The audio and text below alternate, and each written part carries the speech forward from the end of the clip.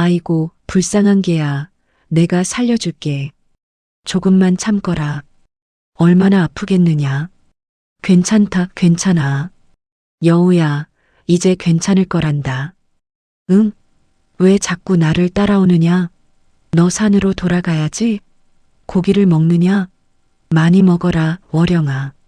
석봉은 월영이를 여우인 줄 알고 돌봐주지만 날이 갈수록 월영이는 사람의 모습으로 변해가는데.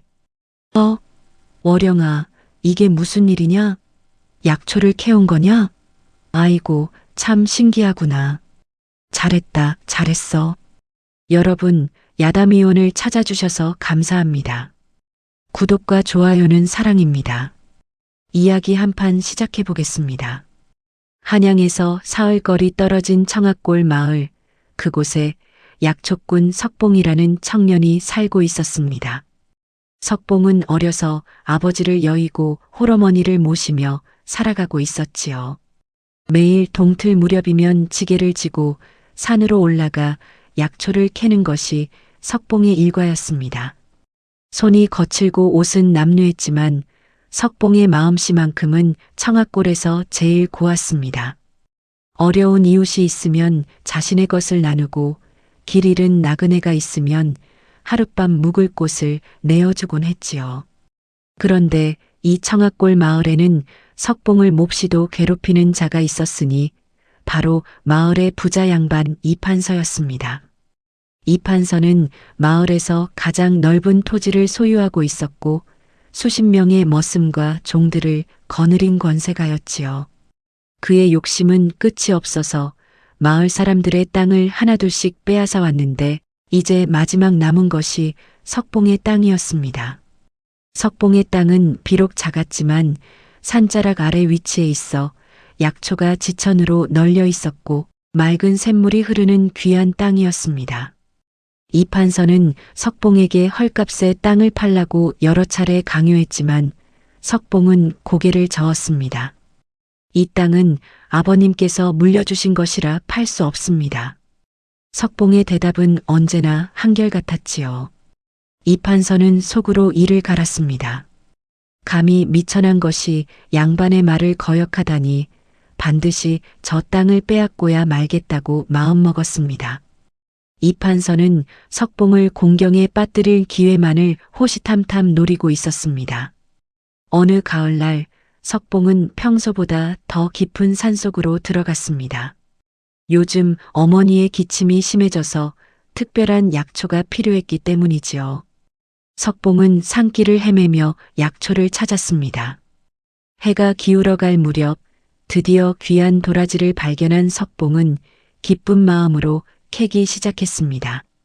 그때였습니다. 저 멀리서 기이한 소리가 들려왔습니다.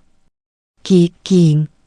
마치 짐승이 괴로워하는 듯한 소리였지요. 석봉은 약초 캐던 손을 멈추고 소리가 나는 쪽으로 조심스럽게 다가갔습니다.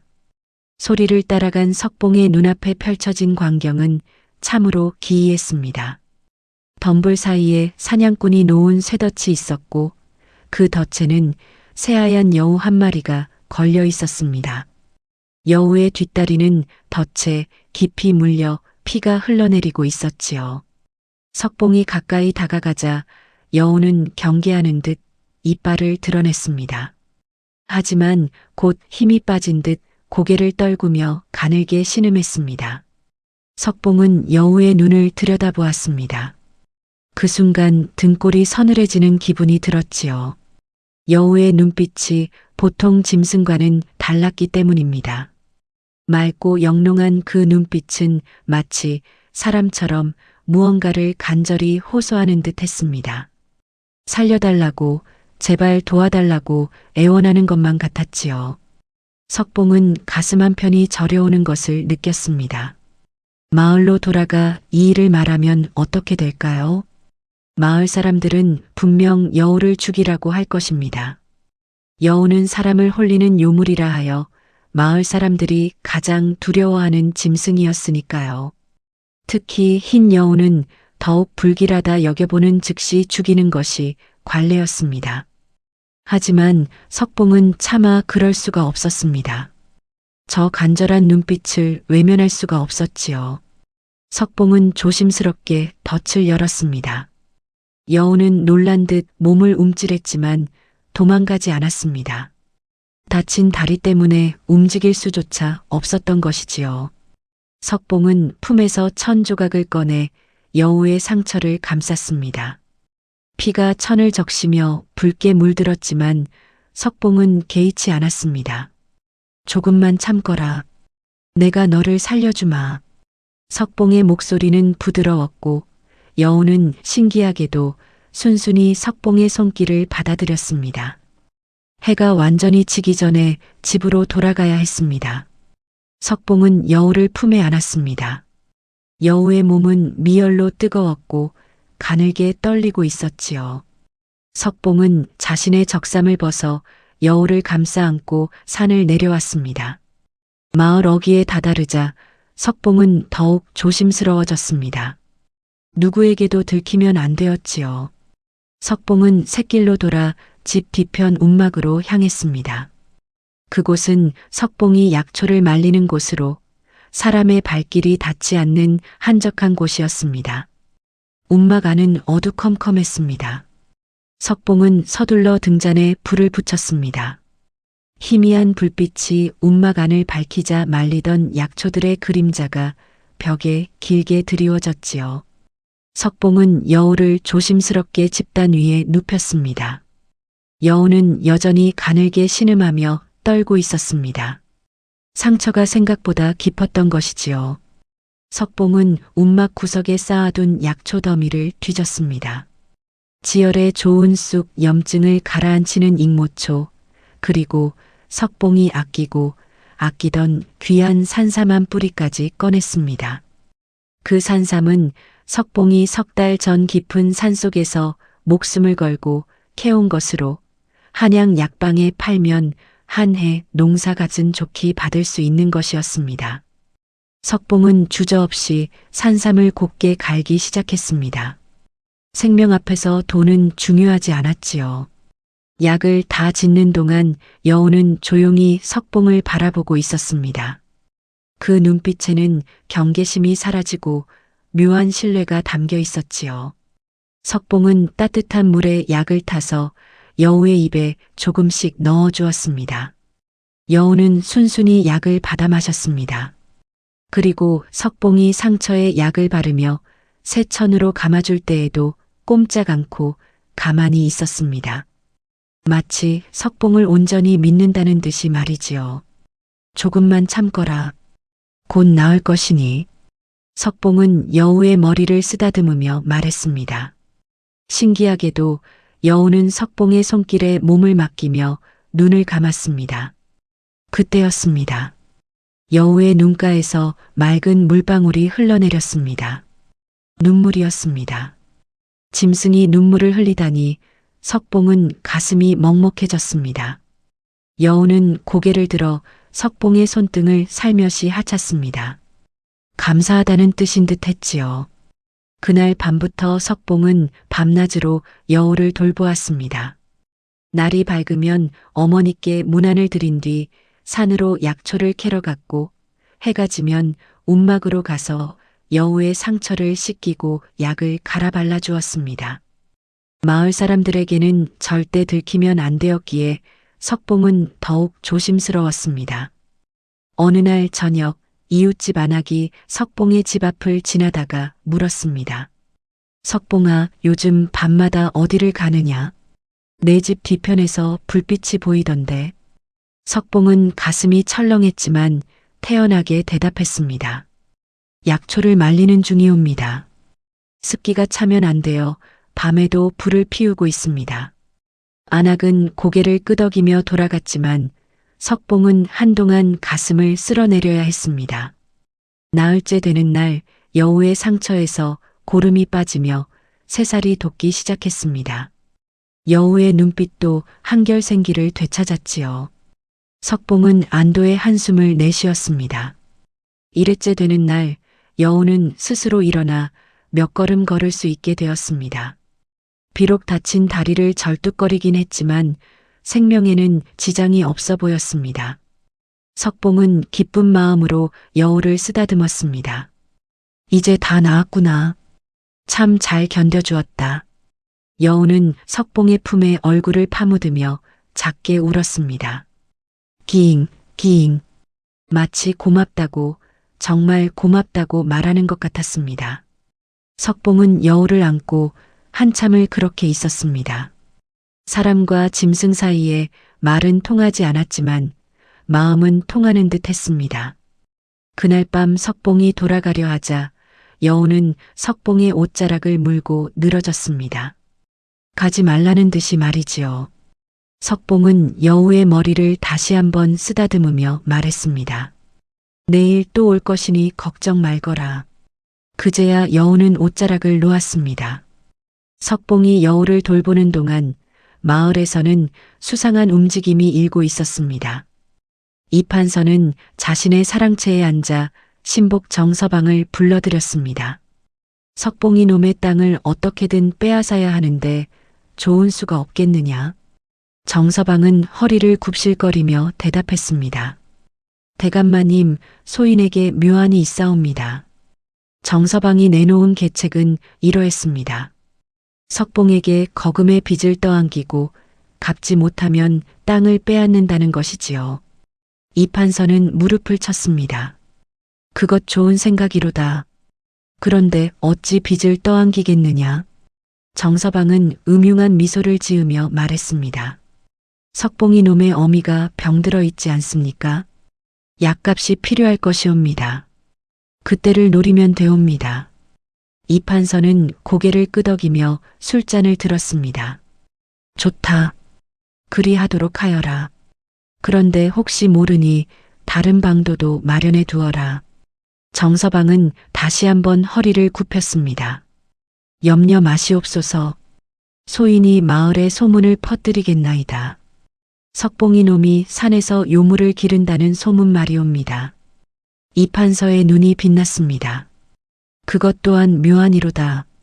마을 사람들이 석봉을 두려워하게 되면 그 땅을 차지하기가 한결 쉬울 것이다. 다음 날부터 마을에는 이상한 소문이 돌기 시작했습니다. 석봉이가 요즘 밤마다 어디를 간다더라. 저 집 뒤편에서 괴상한 불빛이 보인다던데 혹시 산에서 무슨 요물이라도 기르는 것이 아니겠느냐. 처음에는 몇몇 사람들만 수군거렸지만 시간이 지날수록 소문은 점점 커져갔습니다. 정서방이 은밀히 사람들 사이를 다니며 불안을 부추긴 탓이었지요. 장터에 나간 석봉은 사람들의 시선이 달라진 것을 느꼈습니다. 평소 인사를 건네던 이들이 눈을 피했고 몇몇은 석봉을 보자 수군거리며 멀찍이 떨어졌습니다. 석봉은 이상하다 생각했지만 대수롭지 않게 여겼습니다. 장에서 어머니께 드릴 약재를 사고 돌아오는 길이었습니다. 마을 어귀에서 정서방과 마주쳤습니다. 아, 석봉이 아니냐. 요즘 밤낮으로 바쁜 모양이로구나. 정서방의 목소리에는 묘한 비웃음이 섞여 있었습니다. 석봉은 공손히 고개를 숙였습니다. 그저 약초를 캐고 어미를 돌보는 것뿐이옵니다. 정서방은 석봉의 어깨를 툭 쳤습니다. 그래, 그래. 효자로구나. 그런데 말이다. 혹시 밤에 이상한 일은 없더냐? 마을 사람들이 수상하다고들 하던데. 석봉은 가슴이 철렁했지만 애써 태어난 척했습니다. 무슨 말씀이신지 모르겠나이다. 정서방은 의미심장한 미소를 지으며 말했습니다. 아무것도 아니라면 다행이지. 하지만 조심하거라. 요즘 세상에 요물 기른다는 소문이라도 나면 큰일이니 말이다. 그 말을 남기고 정서방은 유유히 사라졌습니다. 석봉은 그 자리에 한참을 서 있었습니다. 불길한 예감이 가슴을 짓눌렀습니다. 누군가 자신을 주시하고 있다는 느낌, 그리고 그 배후에 이판서가 있다는 직감이 들었지요. 그날 밤 석봉은 평소보다 더욱 조심스럽게 움막으로 향했습니다. 여우는 이제 거의 다 나아서 제법 잘 걸어 다녔습니다. 석봉을 보자 반갑게 꼬리를 흔들었지요. 석봉은 여우를 쓰다듬으며 말했습니다. 이제 곧 너를 보내줘야 할 것 같구나. 마을에 이상한 소문이 돌고 있단다. 여우는 석봉의 말을 알아듣기라도 한 듯 슬픈 눈으로 석봉을 올려다보았습니다. 석봉은 며칠을 더 고민했습니다. 여우의 상처는 이미 아물었고 걷는 것도 자유로웠습니다. 이제 산으로 돌려보내야 할 때였지요. 하지만 석봉의 마음 한편에는 묘한 아쉬움이 자리 잡고 있었습니다. 이 짧은 시간 동안 여우와 함께하며 석봉은 외롭지 않았습니다. 밤마다 움막을 찾아가 여우와 함께 있는 시간이 석봉에게는 위안이 되었지요. 어느 보름달이 뜬 밤이었습니다. 석봉은 마침내 결심을 굳히고 여우를 안았습니다. 이제 내가 있어야 할 곳으로 돌아가야 한다. 여우는 석봉의 품에서 가만히 있었습니다. 석봉은 여우를 안고 깊은 산속으로 향했습니다. 달빛이 환하게 비추는 밤이라 길을 찾기는 어렵지 않았지요. 한참을 걸어 올라가니 큰 바위가 있는 산등성이에 이르렀습니다. 이곳은 사람의 발길이 닿지 않는 깊은 산중이었습니다. 석봉은 여우를 내려놓았습니다. 여우는 석봉의 발치에 앉아 꼼짝도 하지 않았습니다. 석봉은 무릎을 꿇고 여우의 눈을 바라보았습니다. 이제 자유롭게 살아라. 다시는 사람의 덫에 걸리지 말고. 석봉의 목소리가 떨렸습니다. 여우는 석봉을 빤히 바라보다가 갑자기 석봉의 품으로 파고들었습니다. 마치 가지 싫다는 듯이 말이지요. 석봉은 여우를 꼭 안아주었습니다. 나도 내가 보고 싶을 것이다. 하지만 이곳이 내가 있을 곳이란다. 한참을 그렇게 안고 있다가 석봉은 천천히 여우를 떼어냈습니다. 그리고 돌아서서 걷기 시작했습니다. 뒤돌아보면 안 될 것 같았습니다. 뒤돌아보면 다시 데려가고 싶어질 것 같았지요. 몇 걸음 걷지 않았을 때였습니다. 뒤에서 바스락 소리가 들렸습니다. 석봉이 고개를 돌리니 여우가 입에 무언가를 물고 석봉에게 다가오고 있었습니다. 여우는 석봉의 발 앞에 그것을 떨어뜨렸습니다. 손가락 한마디만 한 작은 구슬이었습니다. 달빛을 받아 은은하게 빛나는 구슬, 석봉은 그것을 집어들었습니다. 구슬은 따뜻했고 신기하게도 손 안에서 미세하게 떨리고 있었습니다. 이것을 내게 주는 것이냐? 석봉이 물었습니다. 여우는 고개를 끄덕이는 듯한 동작을 했습니다. 그리고 석봉의 손등을 다시 한번 핥았습니다. 석봉은 가슴이 뭉클했습니다. 고맙다. 소중히 간직하마. 석봉은 구슬을 품에 넣었습니다. 여우는 석봉을 향해 3번 절을 하듯 고개를 숙였습니다. 그리고는 뒤돌아서서 천천히 숲속으로 걸어갔습니다. 석봉은 여우가 완전히 사라질 때까지 그 자리에 서 있었습니다. 여우는 몇 걸음 가다가 멈추어 뒤를 돌아보곤 했습니다.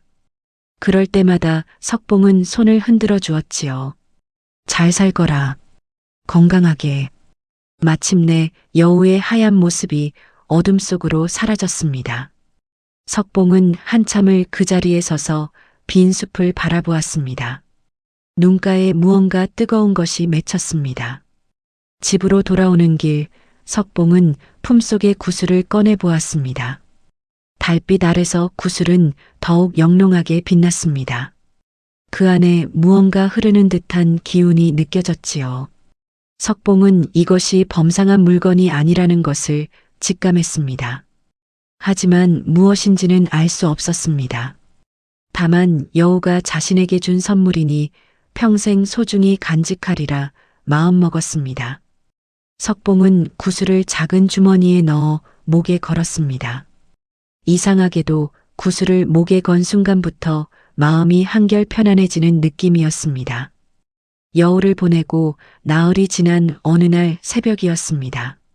석봉은 어머니의 신음소리에 잠을 깼습니다. 서둘러 어머니가 계신 방으로 달려가니 어머니는 이마에 땀을 흘리며 숨을 헐떡이고 계셨습니다. 어머니, 어디가 편찮으십니까? 석봉이 다급히 물었지만 어머니는 대답 대신 기침만 하셨습니다. 기침이 멈추지 않더니 입가에 붉은 피가 배어났습니다. 석봉은 혼이 났습니다. 급히 마을 의원을 찾아갔습니다. 의원은 부랴부랴 석봉의 집으로 따라왔지요. 어머니의 맥을 짚어보던 의원의 얼굴이 점점 어두워졌습니다. 이거 참 난감하구려.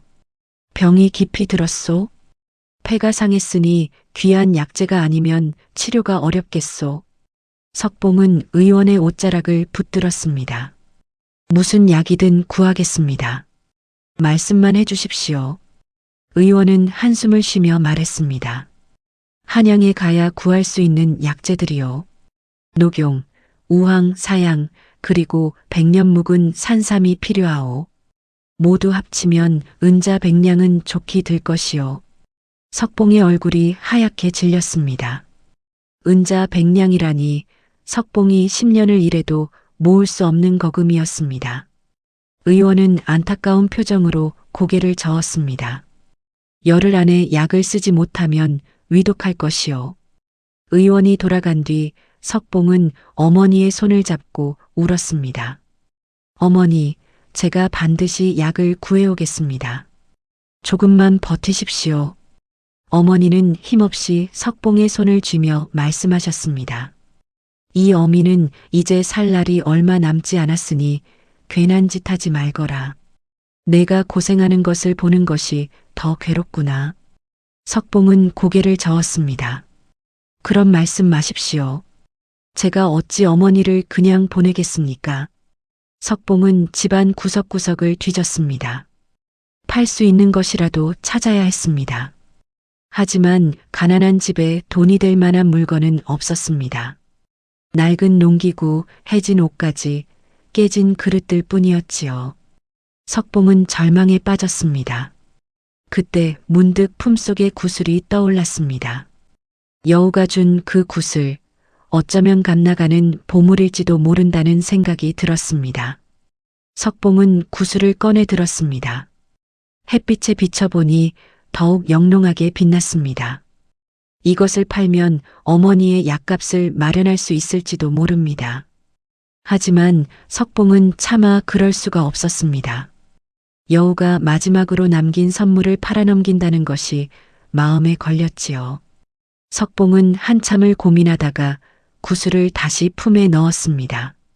그날 저녁 석봉은 마을 어귀를 서성이고 있었습니다. 누구에게라도 돈을 빌려야 했습니다. 하지만 석봉처럼 가난한 이에게 돈을 빌려줄 사람은 없었지요. 그때 저편에서 정서방이 걸어왔습니다. 어허, 석봉이 아니냐. 무슨 걱정이 있는 듯하구나. 석봉은 마지못해 사정을 말했습니다. 어머니께서 위독하신데 약값이 없습니다. 정서방은 고개를 끄덕이며 말했습니다. 그것 참 안 됐구나. 그런데 말이다. 마침 우리 대감마님께서 너를 찾고 계셨단다. 석봉은 불길한 예감이 들었습니다. 무슨 일로 저를 찾으십니까? 정서방은 음흉한 미소를 지으며 대답했습니다. 대감마님께서 내 사정을 들으시고 도와주시겠다 하셨다. 내일 저택으로 찾아오너라. 석봉은 혼란스러웠습니다. 이판서가 자신을 도와준다니 그것도 공짜로 도와줄 리 없다는 것을 잘 알고 있었습니다. 분명 무언가 대가를 요구할 것이었지요. 하지만 지푸라기라도 잡고 싶은 심정이었습니다. 석봉은 고개를 숙였습니다. 알겠습니다. 내일 찾아뵙겠습니다. 다음 날 아침 석봉은 이판서의 저택을 찾아갔습니다. 커다란 기와집은 석봉의 집 수십 채를 합친 것보다 컸습니다. 대문간에서 하인이 석봉을 안으로 안내했습니다. 넓은 마당을 지나 사랑채로 들어서니 이판서가 높은 평상에 앉아 있었습니다. 오, 석봉이로구나.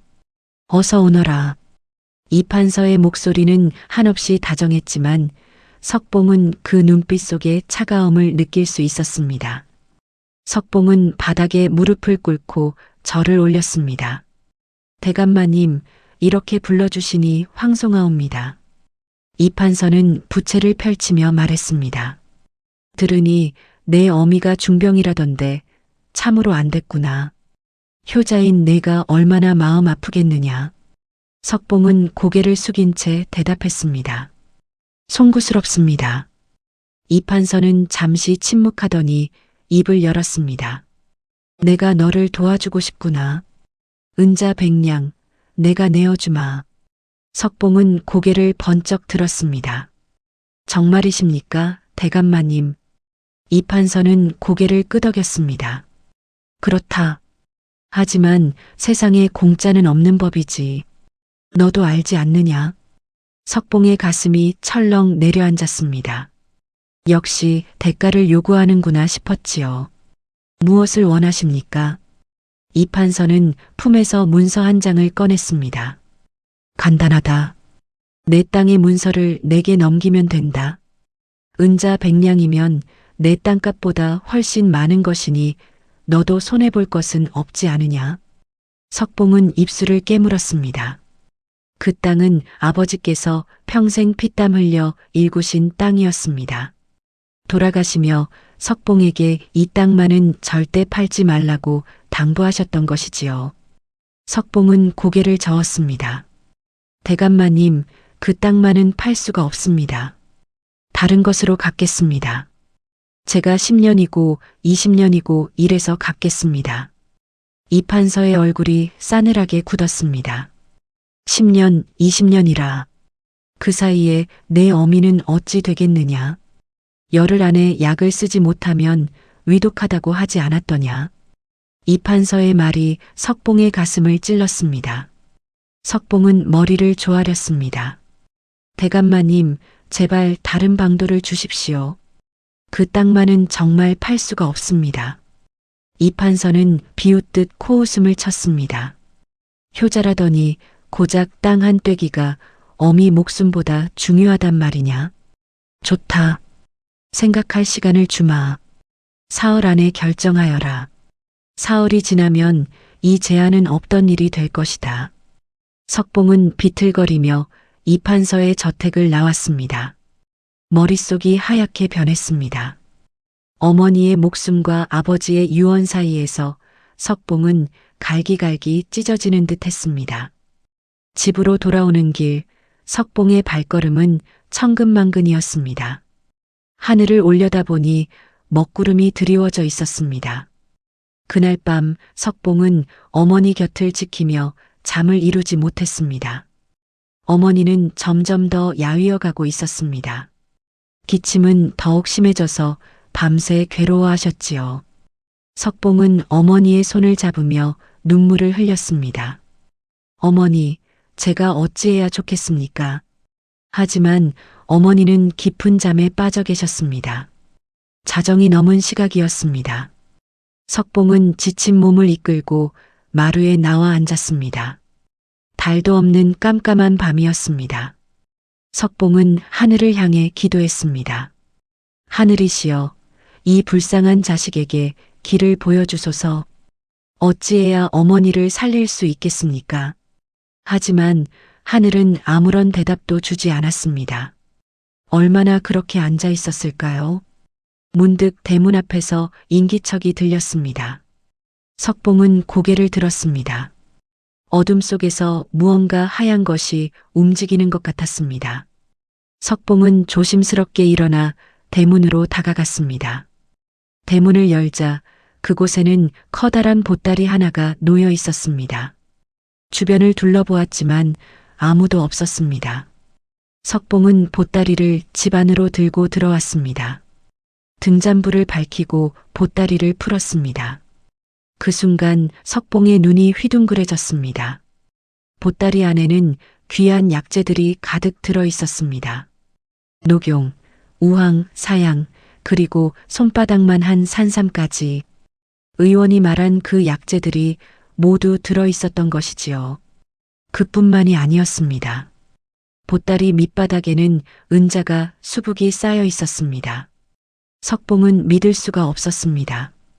이것이 꿈이 아닐까 싶어 뺨을 꼬집어 보았습니다. 아팠습니다.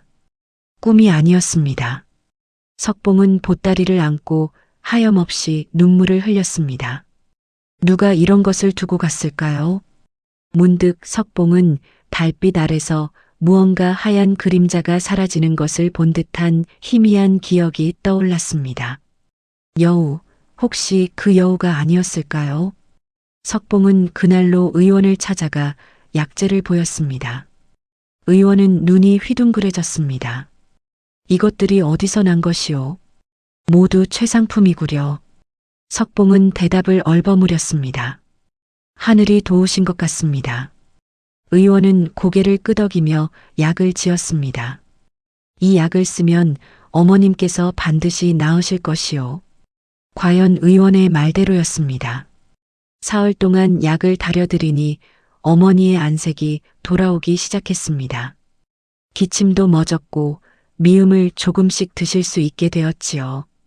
석봉은 기쁨에 겨워 어머니의 손을 잡고 울었습니다. 어머니, 정말 다행입니다. 어머니는 힘없이 미소 지으며 말씀하셨습니다. 내가 효성이 지극하니 하늘이 도운 게로구나.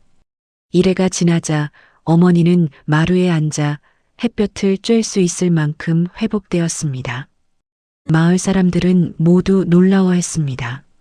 석봉이 어찌 그 귀한 약재를 구했을까? 분명 무슨 큰 복이 있는 게야. 사람들의 수군거림 속에서 석봉은 다만 조용히 미소 지을 뿐이었습니다. 그 누구에게도 보따리에 대한 이야기는 하지 않았지요. 어느 날 저녁이었습니다. 석봉이 움막에서 약초를 정리하고 있을 때였습니다. 밖에서 인기척이 들렸습니다. 석봉이 나가보니 대문 앞에 한 여인이 쓰러져 있었습니다. 석봉은 깜짝 놀라 여인에게 달려갔습니다. 아니, 이게 어찌된 일이오? 여인은 힘없이 고개를 들었습니다. 달빛 아래 드러난 여인의 얼굴은 참으로 아름다웠습니다.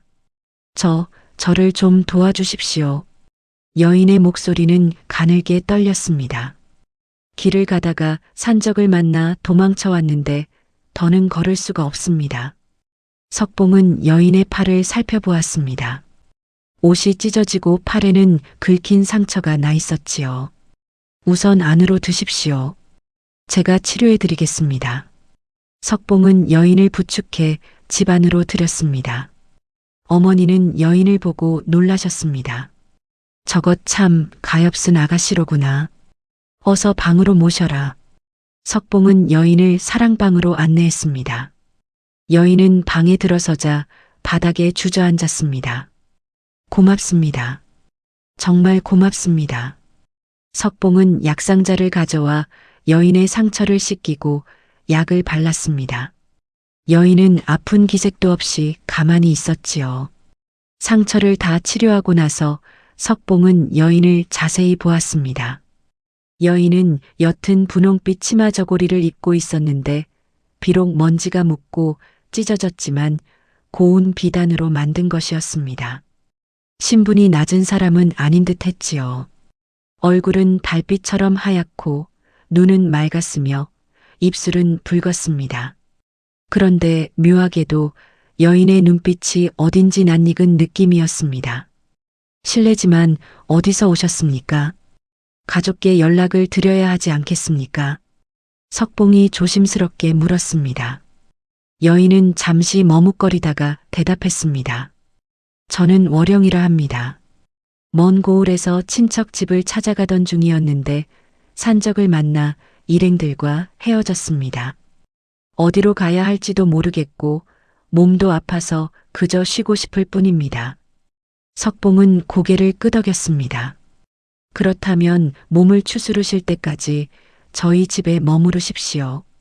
비록 변변찮은 곳이지만 편히 쉬시기 바랍니다. 월영이라 불린 여인은 깊이 고개를 숙였습니다. 은혜를 어찌 갚아야 할지 모르겠습니다. 그때 석봉은 여인의 머리카락 사이로 하얀 무언가가 스쳐 지나가는 것을 본 듯했습니다. 하지만 다시 보니 아무것도 없었지요. 그날 밤 석봉은 마루에서 잠을 청했습니다. 사랑방을 여인에게 내어주었기 때문이지요. 잠들기 전 석봉은 품속의 구슬을 꺼내 보았습니다. 구슬은 평소보다 더욱 환하게 빛나고 있었습니다. 마치 무언가에 반응하는 듯 했지요. 석봉은 고개를 갸우뚱하며 구슬을 다시 품에 넣었습니다. 그리고 사랑방 쪽을 한번 바라보았습니다. 방문 틈새로 희미한 불빛이 새어나오고 있었습니다. 다음 날 아침 월영은 어머니께 문안을 드렸습니다. 어르신께서 편찮으셨다 들었습니다. 이제는 많이 나으셨습니까? 어머니는 월영의 손을 잡으며 흐뭇한 미소를 지으셨습니다. 아이고, 참 고운 아가씨로구나. 덕분에 많이 나았단다. 월영은 공손히 절을 올렸습니다. 그 모습이 어찌나 단정하고 아름다운지 어머니는 계속 월영을 바라보셨습니다. 월영은 그날부터 집안일을 거들기 시작했습니다. 신세를 지는데 가만히 있을 수는 없습니다. 월영은 마당을 쓸고 물을 길어오고 밥을 짓는 일까지 도맡았습니다. 손놀림이 매우 빠르고 익숙해서 석봉은 감탄했습니다. 월영 낭자께서는 참으로 손재주가 좋으십니다. 월영은 수줍게 웃으며 대답했습니다. 별 말씀을요. 이것도 못합니다. 하지만 석봉은 점점 월영의 이상한 점들을 발견하기 시작했습니다. 먼저 월영은 밤이 되면 창가에 앉아 달을 오래도록 바라보았습니다. 한 시즌이고 두 시즌이고 꼼짝 않고 앉아서 달만 쳐다보는 것이었지요. 어느 날 밤 석봉이 물을 마시러 일어났다가 우연히 사랑방 쪽을 보았습니다. 창문 너머로 월영의 모습이 보였는데 달빛을 받은 월영의 눈이 이상하게 빛나고 있었습니다. 마치 짐승의 눈처럼 말이지요. 또한 월영은 고기를 좋아하지 않았습니다. 석봉이 어렵게 구한 꿩고기를 내어놓았을 때도 월영은 거들떠보지 않았습니다. 대신 과일과 나물을 즐겨 먹었지요. 월영 낭자께서는 고기를 안 드십니까? 석봉이 물었습니다. 월영은 잠시 당황한 듯 하다가 대답했습니다. 어려서부터 고기를 먹으면 탈이 나서 먹지 못합니다. 하지만 석봉은 월영의 눈빛이 순간 흔들리는 것을 보았습니다. 사흘째 되는 날이었습니다. 석봉이 산에서 돌아오는 길에 마을 우물가를 지나게 되었습니다. 그곳에서 월영이 물을 길고 있었는데 두 안악이 수군거리는 소리가 들렸습니다. 저 여자 참 묘하지 않소? 걸음걸이를 보니 마치 짐승 같지 않소? 그러게 말이오. 그리고 눈빛이 어딘지 섬뜩하오. 석봉은 가슴이 철렁했습니다. 다른 사람들도 월영을 이상하게 여기고 있었던 것이지요. 그날 저녁 석봉은 마루에 앉아 월영을 지켜보았습니다. 월영은 마당에서 빨래를 널고 있었는데 그 움직임이 매우 빨랐습니다. 사람이라기보다는 민첩한 짐승을 보는 듯 했지요. 그리고 가끔 고개를 돌려 주변을 살피는 모습이 마치 경계하는 여우 같았습니다. 석봉은 문득 품속의 구슬을 만졌습니다. 구슬이 따뜻하게 떨리고 있었습니다. 밤이 깊어갈 무렵이었습니다. 석봉은 잠이 오지 않아 마루에 나와 앉았습니다. 달이 밝았습니다. 그때 사랑방에서 월영이 나왔습니다. 월영은 석봉을 보고 놀란 듯 했습니다. 아직 안 주무십니까? 석봉이 물었습니다. 잠이 오질 않아서요. 월영은 석봉 곁에 앉았습니다. 두 사람은 한동안 말없이 달을 바라보았습니다. 도령께서는 참으로 마음씨가 고우십니다. 월영이 먼저 입을 열었습니다. 낯선 여인을 이렇게 거두어 주시다니. 석봉은 고개를 저었습니다. 아닙니다. 당연한 일을 했을 뿐입니다. 어려운 일을 돕는 것은 사람의 도리 아니겠습니까? 월영은 석봉을 바라보았습니다. 그 눈빛에는 형언할 수 없는 깊은 정이 담겨 있었습니다. 도령께서는 월영이 말을 이었습니다. 전에도 그러셨지요. 어려운 일을 그냥 지나치지 못하시는 분. 석봉은 고개를 갸우뚱했습니다. 무슨 말씀이십니까? 저를 아시는 듯한 말씀을 하시는군요. 월영은 화들짝 놀란 듯 입을 다물었습니다. 아, 아닙니다. 그냥 도령의 행실을 보니 그러실 것 같아서 한 말입니다. 석봉은 월영을 자세히 들여다보았습니다. 달빛 아래 월영의 얼굴이 더욱 또렷이 보였습니다. 그 순간 석봉은 숨이 멎을 듯 했습니다. 월영의 눈, 그 맑고 영롱한 눈빛이 어디선가 본 듯 했습니다. 바로 그 여우의 눈빛과 똑같았던 것이지요. 석봉의 손이 떨렸습니다. 월영 낭자. 하지만 더 이상 말을 잇지 못했습니다. 월영은 석봉의 떨리는 손을 보았습니다. 그리고 슬픈 미소를 지으며 일어섰습니다. 늦었습니다. 이만 들어가 쉬겠습니다. 월영은 서둘러 사랑방으로 돌아갔습니다. 석봉은 그 자리에 한참을 앉아 있었습니다. 머릿속이 복잡했습니다. 설마, 정말 설마 그럴 리가 없다고 생각했지만 가슴 한편에서는 확신이 커져가고 있었습니다. 월영이 석봉의 집에 머문 지 닷새째 되던 날이었습니다. 이른 아침부터 마을이 소란스러웠습니다. 석봉이 나가보니 이판서의 하인들이 마을 어귀에 모여 있었고 정서방이 마을 사람들을 불러 모으고 있었습니다. 모두들 이리 모이시오. 중요한 말씀이 있소. 석봉은 불길한 예감에 가슴이 철렁했습니다. 마을 사람들이 모이자 정서방이 입을 열었습니다. 여러분, 우리 마을에 큰 위험이 닥쳤소이다. 석봉의 집에 정체를 알 수 없는 여인이 머물고 있는데 그 여인이 필시 요물일 것이요. 사람들이 웅성거리기 시작했습니다. 요물이라니 그게 무슨 소리요? 석봉의 집에 여인이 있다는 것은 알았지만 정서방은 목소리를 높였습니다. 그 여인은 밤마다 달을 보며 괴상한 짓을 하고 눈빛이 짐승과 같으며 움직임 또한 사람답지 않다고 하오. 분명 사람이 아닌 요물이 사람으로 둔갑한 것이요. 이판서가 나서며 말을 이었습니다. 나도 그 소문을 듣고 참으로 염려가 되었소. 석봉이가 순박한 것을 이용해 요물이 우리 마을에 들어온 것이요. 마을 사람들의 얼굴이 창백해졌습니다. 조선 땅 어디서나 요물에 대한 두려움은 컸습니다. 사람으로 둔갑한 여우나 구미호가 사람을 홀리고 해친다는 이야기는 누구나 들어서 알고 있었지요. 그럼 어찌해야 하겠소? 한 노인이 떨리는 목소리로 물었습니다. 이판서는 엄숙한 표정으로 대답했습니다.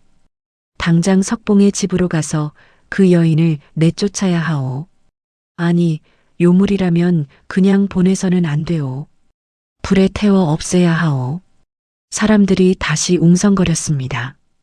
어떤 이는 고개를 끄덕였고 어떤 이는 망설였습니다. 하지만 석봉이가 괜찮다고 했다면 한 안악이 조심스럽게 말했습니다. 정서방이 코웃음을 쳤습니다. 석봉이가 이미 요물에게 홀린 것이요. 요물은 사람을 홀려 제꼭두각시로 만드는 법이요. 석봉이는 이미 정신이 온전치 못할 것이요. 이 말에 사람들은 더욱 두려워했습니다. 그렇다면 우리가 나서야 하지 않겠소? 맞소. 마을을 지켜야 하오. 석봉은 이 광경을 보며 온몸에 식은땀이 흘렀습니다. 사람들이 월영을 해칠지도 모른다는 생각에 가슴이 쿵쾅거렸습니다. 석봉은 사람들 앞으로 나섰습니다. 여러분, 잠깐만 들어주십시오. 월영 낭자는 요물이 아닙니다. 그저 길을 잃은 불쌍한 여인일 뿐입니다. 하지만 사람들은 석봉을 의심의 눈초리로 바라볼 뿐이었습니다. 이판서가 석봉을 향해 손가락질을 했습니다. 보시오, 저것 보시오. 석봉이가 이미 요물에게 홀렸소. 저런 헛소리를 하지 않소. 정서방도 거들었습니다. 석봉아, 내가 요물을 감싸다니 참으로 안타깝구나. 어서 정신을 차려라. 석봉은 필사적으로 말했습니다. 아닙니다. 저는 정신이 멀쩡합니다. 월영 낭자는 정말로 요물이 아닙니다. 하지만 석봉의 말은 먹혀들지 않았습니다. 이판서는 마을 사람들을 이끌고 석봉의 집으로 향했습니다. 모두 따라오시오. 직접 확인해야 하오. 수십 명의 사람들이 석봉의 집을 향해 몰려갔습니다. 석봉은 앞질러 달려가며 소리쳤습니다. 어머니, 월영낭자 위험합니다. 석봉이 집에 도착했을 때 월영은 마당에서 빨래를 하고 있었습니다. 석봉의 다급한 목소리에 고개를 들었지요. 무슨 일이십니까? 석봉은 숨을 헐떡이며 말했습니다. 마을 사람들이 낭자를 요물이라 하며 해치려 합니다. 어서 피하십시오.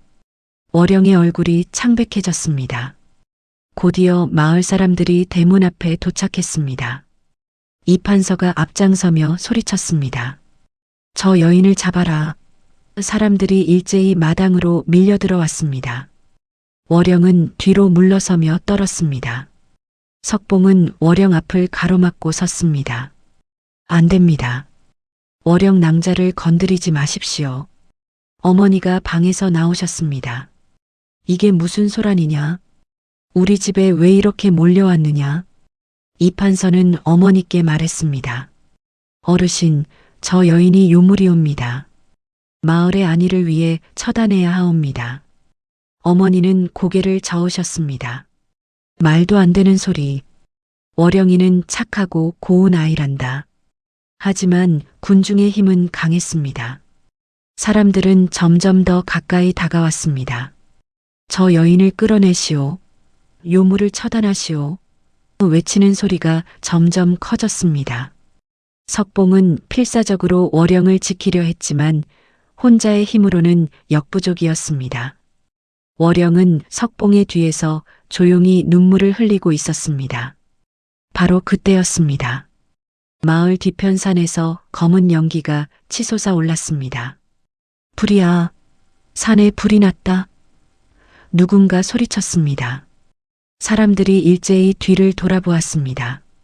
마을 뒷산에서 시작된 불길이 바람을 타고 빠르게 번지고 있었습니다. 가을 날씨라 산이 바짝 말라 있었기에 불길은 순식간에 커져갔지요. 이판서의 얼굴이 창백해졌습니다. 저것을 보시오. 요물 때문에 천벌이 내린 것이오. 정서방도 떨며 소리쳤습니다. 요물을 당장 처단해야 불이 꺼질 것이오. 하지만 사람들은 이미 불길에 정신이 팔려 있었습니다. 불길이 마을로 번지면 모든 것이 재가 될 판이었습니다. 물을 길어와야 한다. 아이들을 대피시켜라. 마을이 순식간에 아수라장이 되었습니다. 남자들은 물동이를 들고 산으로 달려갔고 여인들은 아이들을 데리고 피난을 갔습니다. 하지만 불길은 너무 빨랐습니다. 바람이 마을 쪽으로 불어 불씨가 이미 초가지붕 몇 채에 떨어지고 있었지요. 석봉도 물동이를 들고 달려가려 했습니다. 하지만 월영이 석봉의 팔을 붙잡았습니다. 도령, 제게 맡겨주십시오. 석봉은 놀라 월영을 바라보았습니다. 월영의 눈빛이 달라져 있었습니다. 평소의 수줍은 눈빛이 아니라 강렬하고 결연한 눈빛이었지요. 무슨 말씀이십니까? 월영은 대답 대신 마당 한가운데로 걸어갔습니다. 그리고 하늘을 향해 두 팔을 들어 올렸습니다. 그 순간 이상한 일이 벌어졌습니다. 월영의 주변으로 바람이 일기 시작했습니다. 마을 쪽으로 불던 바람이 방향을 바꾸어 산 쪽으로 불기 시작한 것이지요. 사람들은 모두 놀라 월영을 바라보았습니다. 월영은 눈을 감고 무언가를 중얼거렸습니다. 그러자 바람은 점점 강해졌습니다. 불길이 마을 쪽으로 번지지 못하고 산 정상 쪽으로 밀려가기 시작했습니다. 그뿐만이 아니었습니다. 맑던 하늘에서 갑자기 먹구름이 몰려왔습니다. 그리고 이내 빗방울이 떨어지기 시작했습니다. 처음에는 보슬비였지만 곧 억수같이 쏟아지는 비가 되었습니다. 불길은 빗속에서 서서히 꺼져갔습니다. 사람들은 넋을 잃고 이 광경을 지켜보았습니다. 한 시진도 안 되어 불길은 완전히 잡혔습니다. 마을은 무사했고 단 한 채의 집도 불타지 않았습니다. 비가 그치자 월영은 그 자리에 주저앉았습니다. 온몸에 힘이 빠진 듯 했지요. 석봉이 달려가 월영을 부축했습니다. 월영 낭자, 괜찮으십니까? 월영은 힘없이 고개를 끄덕였습니다. 괜찮습니다. 조금 지치긴 했지만요. 석봉은 월영을 안타깝게 바라보았습니다. 마을 사람들은 서로의 얼굴을 바라보았습니다. 방금 무슨 일이 벌어진 것일까요? 분명 저 여인이 바람을 일으키고 비를 내리게 한 것 같았습니다. 한 노인이 떨리는 목소리로 말했습니다. 저 여인이 정말 사람이 아닌 것 아니오. 다른 이가 고개를 저었습니다. 하지만 우리를 구해주지 않았소. 요물이라면 왜 우리를 도왔겠소? 이판서는 얼굴이 일그러졌습니다. 자신의 계획이 뜻대로 되지 않자 화가 치밀어 올랐지요. 하지만 지금 월영을 해치려 들면 마을 사람들이 가만히 있지 않을 것 같았습니다. 월영이 마을을 구했다는 것을 모두가 목격했으니까요. 이판서는 이를 갈며 정서방과 함께 자리를 떴습니다. 마을 사람들은 하나둘 월영에게 다가왔습니다. 고맙소, 낭자. 덕분에 마을이 무사했소. 저희가 낭자를 의심했으니 용서해 주시오. 사람들은 고개를 숙여 사과했습니다. 월영은 힘없이 미소 지으며 말했습니다. 괜찮습니다. 당연히 해야 할 일을 했을 뿐입니다. 석봉은 월영을 부축해 집으로 들어왔습니다. 월영을 방에 눕히고 나서 석봉은 물었습니다. 낭자께서는 도대체 누구십니까? 어떻게 바람과 비를 부를 수 있으십니까? 월영은 눈을 감은 채 대답했습니다. 지금은 말할 수 없습니다. 조금만 쉬게 해 주십시오. 석봉은 더 묻지 않고 조용히 방을 나왔습니다.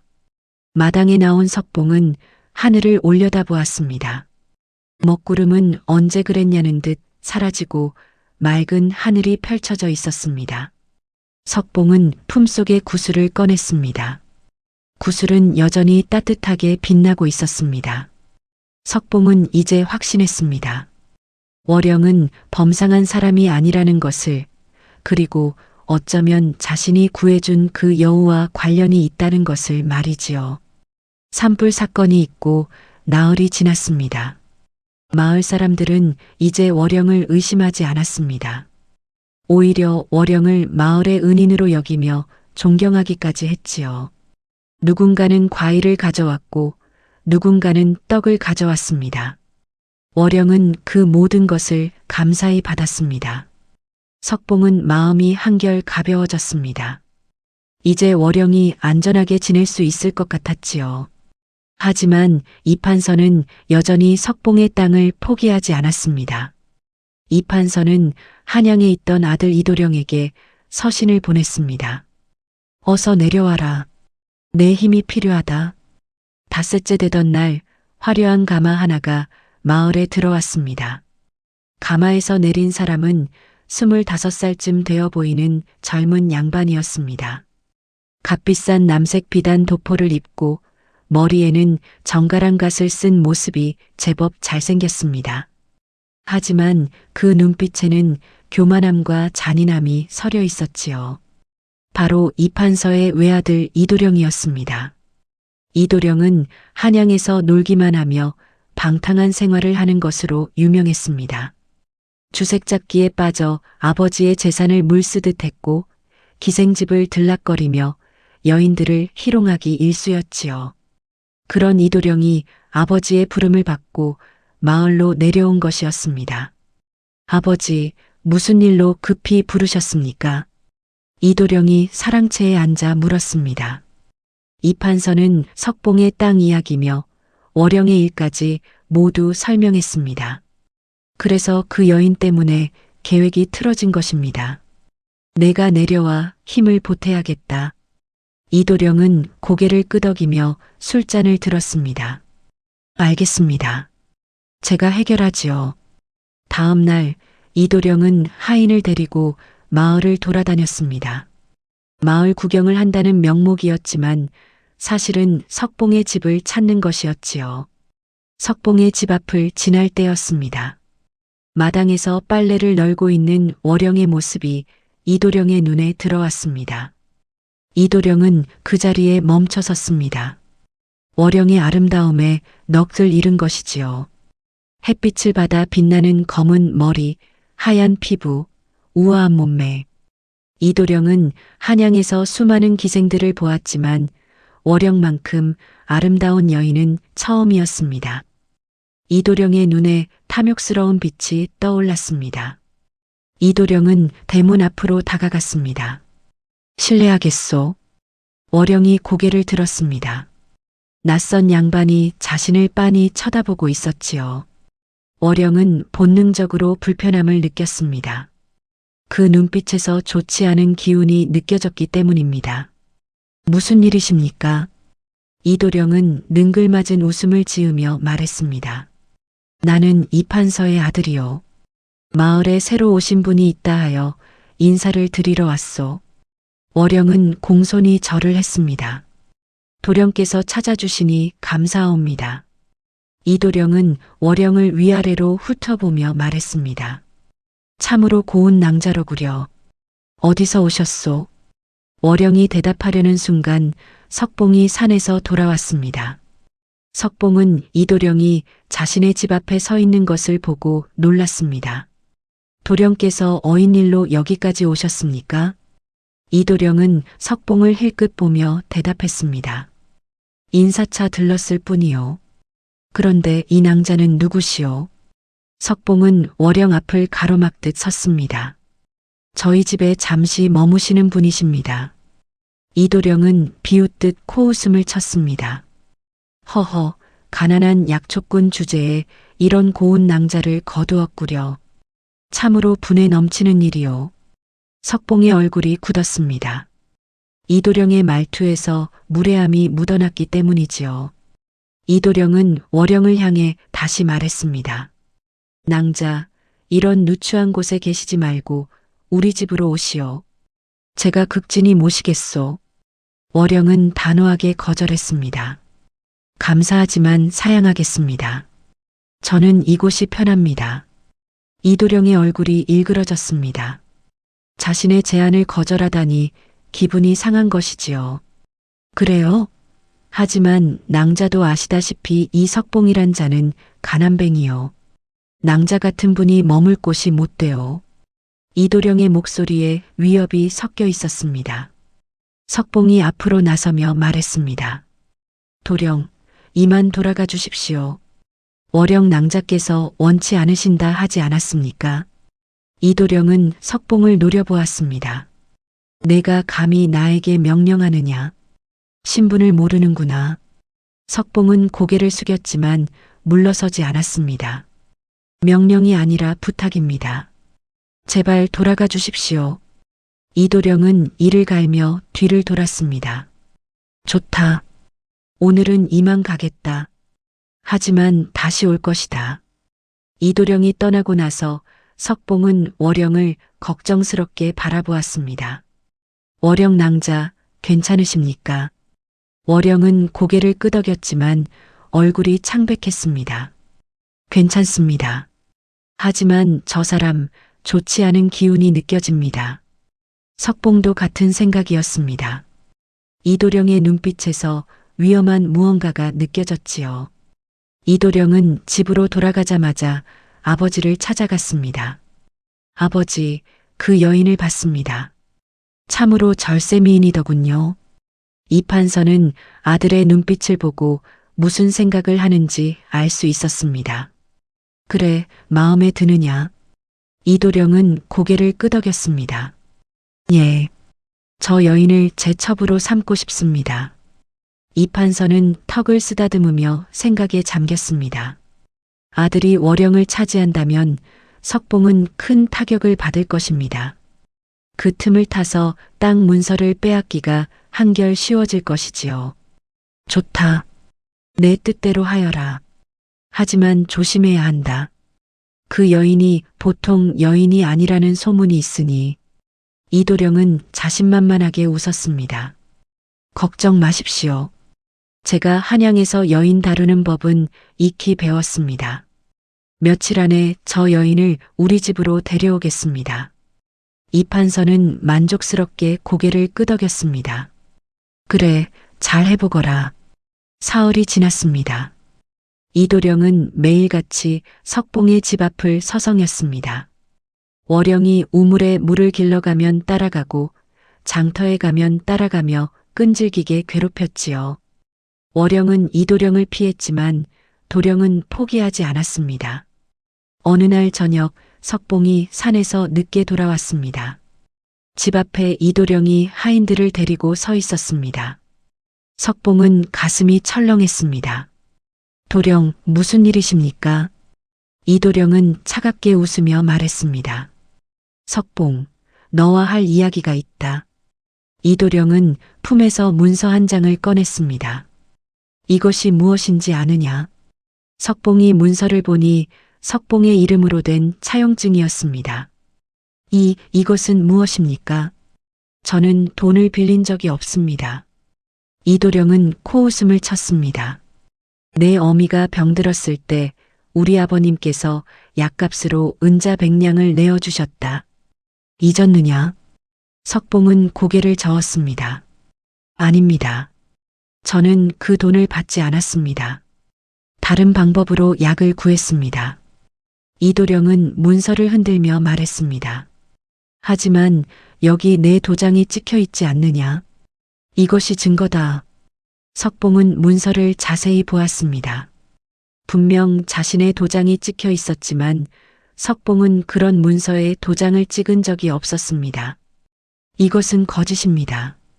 누가 제 도장을 훔쳐 찍은 것입니다. 석봉이 항변했지만 이도령은 들은 척도 하지 않았습니다. 거짓이든 참이든 관아에 가면 알 수 있을 것이다. 하지만 내가 관아에 가서 이기겠느냐? 우리 아버님께서는 관아의 사또와 친분이 두터우시다. 석봉은 온몸에 힘이 빠졌습니다. 권력 앞에서 백성은 무력했습니다. 억울함을 호소해도 들어줄 사람이 없었지요. 이도령은 냉소를 띠며 말을 이었습니다. 하지만 내가 너에게 기회를 주마. 이 빚을 갚지 않아도 되는 방법 말이다. 석봉은 고개를 들었습니다. 무슨 말씀이십니까?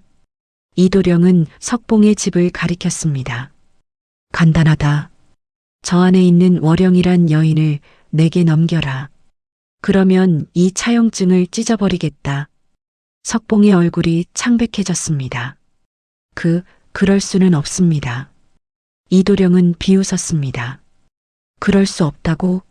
그럼 내 땅을 내놓거나 아니면 관아에 끌려가 곤장을 맞든지 선택해라. 빚을 갚지 못하면 곤장 100대는 기본이지. 석봉은 입술을 깨물었습니다. 곤장 100대를 맞으면 목숨을 잃을 수도 있었습니다. 사흘을 주겠다. 이도령이 말했습니다. 사흘 안에 월영을 내게 넘기든지 땅 문서를 가져오든지 아니면 은자 100냥을 마련하든지 해라. 사흘이 지나면 관아에 고발하겠다. 이도령은 그 말을 남기고 하인들을 데리고 떠났습니다. 석봉은 그 자리에 주저앉았습니다. 머리가 하얗게 변했습니다. 월영을 넘길 수도 없고 땅을 팔 수도 없고 은자 100냥을 구할 방법도 없었습니다. 석봉은 절망에 빠졌습니다.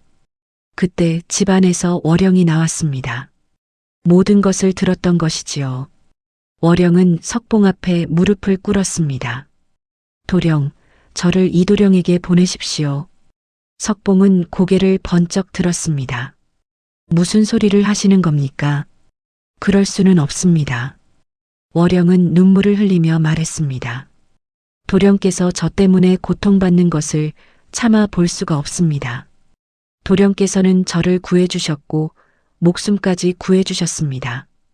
이제 제가 도령을 구할 차례입니다. 석봉은 월영의 손을 잡았습니다. 안 됩니다. 낭자를 그런 악한에게 보낼 수는 없습니다. 월영은 슬픈 미소를 지었습니다. 걱정 마십시오. 제게 계획이 있습니다. 저를 믿어주십시오. 석봉은 월영의 눈을 바라보았습니다. 그 눈빛에는 결연함과 함께 무언가 깊은 것이 숨어 있었습니다. 석봉은 불안했지만 월영을 믿기로 했습니다. 알겠습니다. 하지만 위험한 일은 하지 마십시오. 월영은 고개를 끄덕였습니다. 그날 밤 월영은 창밖의 달을 오래도록 바라보았습니다. 그리고 조용히 중얼거렸습니다. 이제 때가 온 것 같구나. 은혜를 갚을 때가. 다음 날 아침 월영은 석봉에게 말했습니다. 도령, 오늘 이판서 댁으로 가겠습니다. 석봉은 깜짝 놀라 월영을 붙잡았습니다. 낭자, 정말 그러시려는 겁니까? 저 악한들에게 가시면 어찌 되겠습니까? 월영은 석봉의 손을 부드럽게 잡으며 말했습니다. 도령, 저를 믿어주십시오. 제게는 계획이 있습니다. 어머니도 방에서 나오셨습니다. 월영아, 내가 무슨 생각을 하는지는 모르겠지만 너무 위험한 것 아니냐? 월영은 어머니께 공손히 절을 올렸습니다. 어머님, 염려 마십시오. 제가 꼭 무사히 돌아오겠습니다. 도령께서 저를 구해주신 은혜를 이제 갚을 때입니다. 석봉은 여전히 불안했지만 월영의 눈빛을 보고 더 이상 말리지 않았습니다. 그 눈빛에는 평소에 볼 수 없던 강인함과 결의가 담겨 있었지요. 알겠습니다. 하지만 조금이라도 위험하면 즉시 돌아오십시오. 제가 반드시 낭자를 지키겠습니다. 월영은 고개를 끄덕이며 미소 지었습니다. 그날 오후 월영은 가장 고운 치마 저고리로 갈아입고 이판서의 저택으로 향했습니다. 석봉은 멀찍이 떨어져 월영을 따라갔습니다. 마음이 놓이지 않았기 때문이지요. 월영이 이판서 댁 대문을 두드리자 하인이 나왔습니다. 누구시오? 월영은 조용히 대답했습니다. 월영이라 합니다. 이도령을 뵙고자 왔습니다. 하인은 놀란 표정으로 안으로 들어갔습니다. 곧 이도령이 직접 나왔습니다.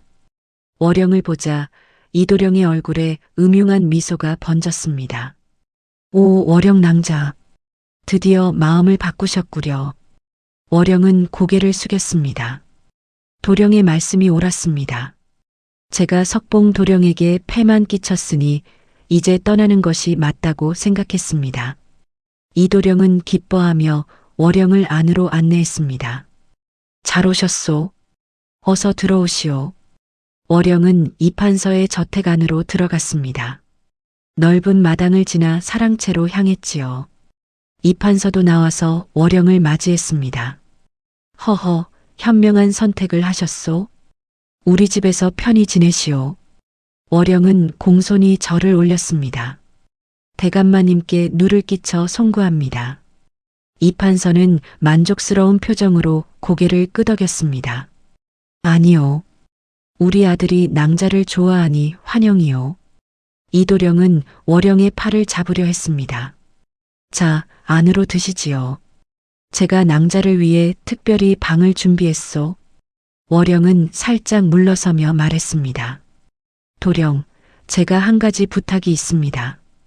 이도령은 기분이 좋아서 흔쾌히 대답했습니다. 무엇이든 말씀하시오. 월영은 조용히 말했습니다.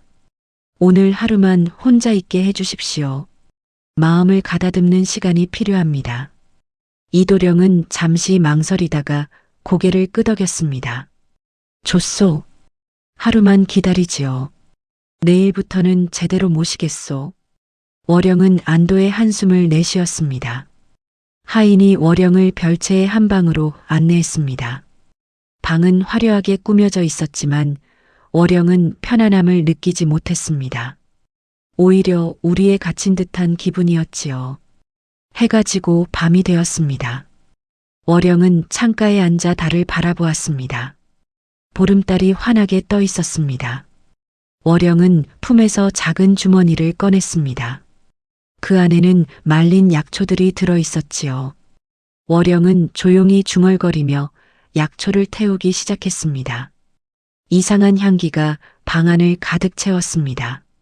그 향기는 방문 틈새로 새어나가 복도를 타고 흘러갔습니다. 이도령의 방에도 그 향기가 스며들었지요. 이도령은 술을 마시고 있다가 그 향기를 맡았습니다. 이게 무슨 향기지? 참으로 좋은 냄새로구나. 이도령은 코를 벌름거렸습니다. 하지만 곧 이도령의 눈꺼풀이 무거워지기 시작했습니다. 온몸에 힘이 빠지며 정신이 흐릿해졌지요. 이도령은 술 때문이라고 생각했습니다. 오늘은 술을 너무 많이 마셨나 보구나. 이도령은 비틀거리며 침상에 누웠습니다. 그리고 곧 깊은 잠에 빠졌습니다. 월영은 창밖을 내다보았습니다. 석봉이 담 밖에서 걱정스럽게 저택을 바라보고 있었습니다. 월영은 작게 미소 지었습니다. 도령, 조금만 기다려 주십시오. 제가 모든 것을 해결하겠습니다. 월영은 다시 향을 태우며 무언가를 중얼거렸습니다. 그 목소리는 사람의 것이 아니라 마치 짐승이 우는 듯한 소리였습니다. 이판서의 저택에 이상한 기운이 감돌기 시작했습니다. 하인들도 하나둘 깊은 잠에 빠졌고 이판서마저 사랑채에서 코를 골며 잠들었습니다. 오직 월영만이 깨어 있었지요. 월영은 천천히 일어나 이도령의 방으로 향했습니다. 이제 본격적인 일을 시작할 때였습니다. 월영은 조용히 이도령의 방문을 열었습니다. 이도령은 침상에 누워 깊은 잠에 빠져 있었습니다. 입을 벌리고 코를 골며 자는 모습이 추하기 짝이 없었지요. 월영은 이도령 곁에 다가가 무릎을 꿇고 앉았습니다. 그리고 품에서 작은 구슬 하나를 꺼냈습니다.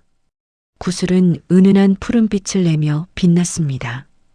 월영은 구슬을 이도령의 이마 위에 올려놓았습니다. 그러자 구슬에서 신비로운 빛이 흘러나와 이도령을 감쌌습니다. 월영은 눈을 감고 조용히 주문을 외웠습니다.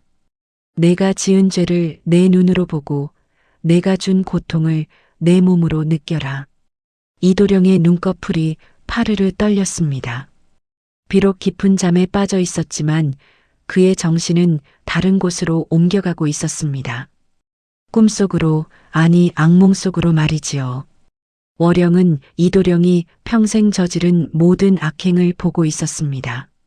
수많은 여인들을 희롱하고 버린 일, 힘없는 백성들을 괴롭힌 일, 아버지의 권세를 믿고 저지른 온갖 못된 짓들이 눈앞에 펼쳐졌습니다. 월영은 한숨을 내쉬었습니다. 참으로 악한 자로구나. 하지만 오늘 밤 내가 그 대가를 치르게 하리라. 월영은 구슬에 더 많은 힘을 불어넣었습니다. 구슬의 빛이 더욱 강렬해졌고 이도령의 몸이 식은 땀으로 흠뻑 젖기 시작했습니다. 꿈속에서 이도령은 자신이 괴롭혔던 사람이 되어 있었습니다. 어느 가난한 안악의 몸으로 들어간 이도령은 자신에게 겁탈당하는 고통을 느꼈습니다. 비명을 지르고 싶었지만 목소리가 나오지 않았습니다. 도망치고 싶었지만 몸이 움직이지 않았습니다. 그 두려움과 수치심, 절망감이 온몸을 휘감았지요. 다음 순간 이도령은 자신이 빼앗은 땅의 주인이 되어 있었습니다. 평생 일궈온 땅을 빼앗기고 가족과 함께 길거리로 내쫓기는 비참함을 겪었습니다. 추운 겨울밤 굶주린 아이들이 울부짖는 소리를 들으며 가슴이 찢어지는 아픔을 느꼈습니다. 제발, 제발 살려주십시오. 이도령은 꿈속에서 울부짖었습니다. 하지만 고통은 끝나지 않았습니다. 이도령은 다시 다른 사람의 몸으로 옮겨갔습니다. 이번에는 자신이 매질한 하인의 몸이었습니다. 등짝에 내리꽂히는 회초리의 아픔, 살같이 찢어지며 피가 흐르는 고통, 그리고 무엇보다 인간으로서의 존엄을 짓밟히는 수모를 견뎌야 했습니다. 밤이 깊어갈수록 이도령은 더 많은 사람들의 고통을 체험했습니다. 자신이 희롱한 기생의 아픔, 자신이 빚을 떠안긴 상인의 절망, 자신이 모욕한 선비의 분노까지. 이도령의 얼굴은 일그러졌고 온몸이 경련을 일으켰습니다. 아니야, 아니야. 그만. 제발 그만. 이도령은 꿈속에서 비명을 질렀지만 깨어날 수는 없었습니다. 월영은 차분하게 이 모든 것을 지켜보았습니다. 이것은 복수가 아니었습니다. 깨달음을 주는 것이었지요. 이도령이 자신의 악행을 온몸으로 느끼고 뉘우치게 만드는 것, 그것이 월영의 목적이었습니다. 내가 남에게 준 고통을 모두 느껴라. 그리고 잊지 마라. 새벽이 밝아올 무렵이 되어서야 월영은 구슬을 거두었습니다. 이도령의 온몸은 땀으로 범벅이 되어 있었고 얼굴은 핏기가 없이 창백했습니다. 하지만 숨은 쉬고 있었지요. 월영은 조용히 방을 나왔습니다. 복도를 걸으며 월영은 이판서의 방으로 향했습니다. 이판서의 방문도 조용히 열었습니다. 이판서 역시 깊은 잠에 빠져 있었습니다. 월영은 이판서의 책상으로 다가갔습니다. 책상 위에는 여러 문서들이 놓여 있었지요. 월영은 그 중에서 석봉의 가짜 차용증과 땅 문서들을 찾아냈습니다. 그리고 품속에 넣었습니다. 월영은 이판서를 내려다보았습니다. 이판서에게도 징벌을 내릴 수 있었습니다. 하지만 월영은 고개를 저었습니다. 내일 내 아들이 모든 것을 밝힐 것이다. 그것으로 충분하리라. 월영은 조용히 방을 나왔습니다. 동쪽 하늘이 붉게 물들기 시작했습니다. 월영은 별채의 자신의 방으로 돌아왔습니다. 창밖을 내다보니 석봉이 여전히 담 밖에서 기다리고 있었습니다. 밤새 한숨도 자지 않고 지킨 것이지요. 월영은 가슴이 뭉클했습니다. 도령, 조금만 더 기다려 주십시오. 곧 끝이 납니다. 해가 떠오르자 저택 안의 사람들이 하나둘 잠에서 깨어났습니다. 하인들은 어젯밤 일을 전혀 기억하지 못했습니다. 다만 이상하게 피곤하다고 느낄 뿐이었지요. 이판서도 깨어나 하품을 했습니다. 어젯밤 참 깊이 잤구나. 하지만 이도령의 방에서는 아무 소리도 들리지 않았습니다. 정오가 되어서도 이도령이 나오지 않자 하인이 방문을 두드렸습니다. 도령님 주무십니까? 대답이 없었습니다. 하인이 조심스럽게 문을 열고 들어가자 이도령이 침상에서 벌떡 일어났습니다. 이도령의 얼굴은 창백했고 눈은 충혈되어 있었습니다. 온몸이 떨리고 있었지요. 또 도령님 괜찮으십니까? 하인이 다가가자 이도령은 비명을 질렀습니다. 물러서라. 내게 가까이 오지 마라. 하인은 놀라 뒤로 물러섰습니다. 이도령은 방 안을 비틀거리며 걸어 다녔습니다. 두 손으로 머리를 감싸 쥐며 중얼거렸습니다. 아니야, 아니야. 꿈이었어. 그저 꿈이었을 뿐이야. 하지만 아무리 자신에게 말해도 어젯밤의 기억은 생생했습니다. 그 고통, 그 두려움, 그 절망감이 마치 실제로 겪은 일처럼 온몸에 각인되어 있었지요. 이도령은 거울 앞에 섰습니다. 거울 속의 자신은 몰라보게 초췌했습니다. 눈 아래는 시퍼렇게 멍이 들었고 입술은 바짝 말라 있었습니다. 내가 뭘 한 거지? 왜 이런 꿈을 꾼 거지? 이도령은 떨리는 손으로 세수를 했습니다. 차가운 물이 얼굴에 닿았지만 정신은 맑아지지 않았습니다. 오히려 어젯밤의 기억이 더욱 선명해졌습니다. 자신이 겁탈한 여인의 얼굴, 자신이 빼앗은 땅의 주인이 흘린 눈물, 자신이 때린 하인의 비명, 모든 것이 눈앞에 생생하게 떠올랐지요. 이도령은 바닥에 주저앉았습니다. 가슴이 답답하고 숨이 막혔습니다. 이게 내가 한 짓이었단 말인가? 내가 정말 이런 악한이었단 말인가? 처음으로 자신의 행동을 돌아보게 되었습니다. 그동안은 그저 재미로 또는 당연한 권리라고 생각했던 일들이 실은 누군가에게 씻을 수 없는 상처를 준 것이었습니다. 이도령은 구역질이 났습니다. 자신이 너무나도 역겹게 느껴졌지요. 밖에서 아버지의 목소리가 들렸습니다. 도령아, 아침상을 들어야지. 왜 아직도 방에 있느냐? 이도령은 벌떡 일어났습니다. 아버지, 자신의 악행을 부추기고 함께 저지른 아버지.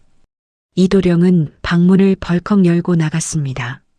사랑채로 뛰어가니 이판서가 상을 받고 앉아 있었습니다. 아버지, 이도령이 소리쳤습니다. 이판서는 놀라 고개를 들었습니다. 왜 그러느냐? 무슨 일이냐? 이도령은 아버지 앞에 무릎을 꿇었습니다. 아버지, 우리가 잘못했습니다. 우리가 너무나 큰 죄를 지었습니다. 이판서는 어리둥절한 표정으로 아들을 바라보았습니다. 내가 무슨 헛소리를 하는 게냐? 정신이 온전하냐? 이도령은 고개를 저었습니다. 저는 이제 정신이 들었습니다. 그동안 제가, 아니, 우리가 한 일들이 얼마나 악한 것이었는지 깨달았습니다. 이판서의 얼굴이 굳어졌습니다. 내가 지금 무슨 소리를 하는 게냐? 당장 정신 차려라. 하지만 이도령은 멈추지 않았습니다. 오히려 더욱 큰 소리로 외쳤습니다. 석봉의 차용증은 거짓입니다. 우리가 도장을 훔쳐 찍은 것입니다. 그리고 마을 사람들의 땅도 모두 속여서 빼앗은 것입니다. 우리가 악한입니다. 이판서는 화들짝 놀라 일어났습니다. 이놈아, 입 다물지 못하겠느냐? 내가 미쳤구나. 하지만 이미 늦었습니다. 사랑채 밖에는 심부름을 온 마을 사람들이 서 있었고 이도령의 외침을 모두 들었던 것이지요. 사람들은 서로의 얼굴을 바라보며 수군거렸습니다. 들었소?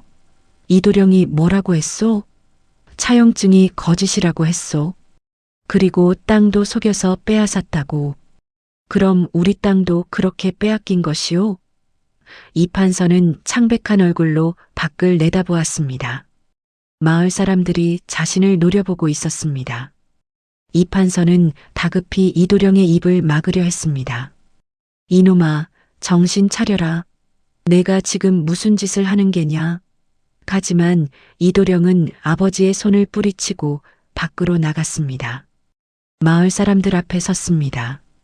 여러분, 제 말을 들어주십시오. 저와 제 아버지가 여러분께 큰 죄를 지었습니다. 사람들이 가까이 모여들었습니다.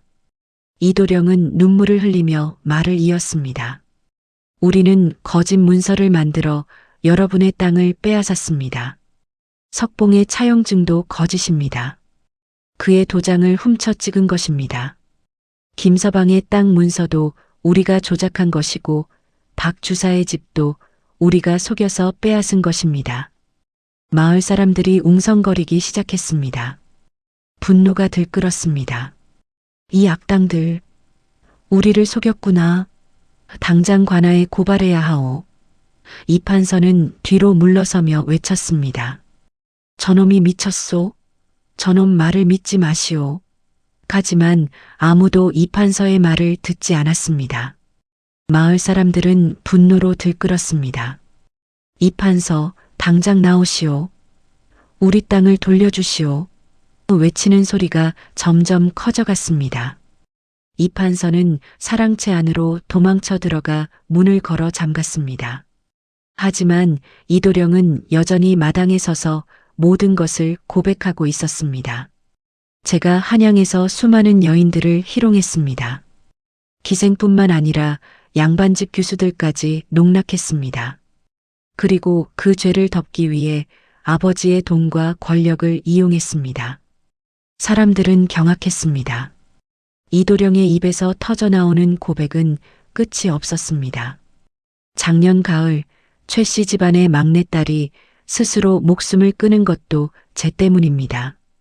제가 그 아가씨를 겁탈했고 그 수치심을 견디지 못한 아가씨가 연못에 몸을 던진 것입니다. 한 노인이 비명을 질렀습니다. 그게 내 짓이었단 말이냐? 우리는 그 아이가 병으로 죽었다고 들었는데. 이도령은 바닥에 엎드려 울었습니다. 죄송합니다. 정말 죄송합니다. 아버지가 최 씨 집안에 돈을 주고 입을 막았습니다. 저는 그저 도망쳤을 뿐입니다. 마을 어귀에서 석봉이 달려왔습니다. 무슨 소동인가 싶어 온 것이지요. 석봉은 마당 한가운데 엎드려 우는 이도령을 보고 놀랐습니다. 이게 무슨 일입니까? 한 안악이 석봉에게 설명했습니다.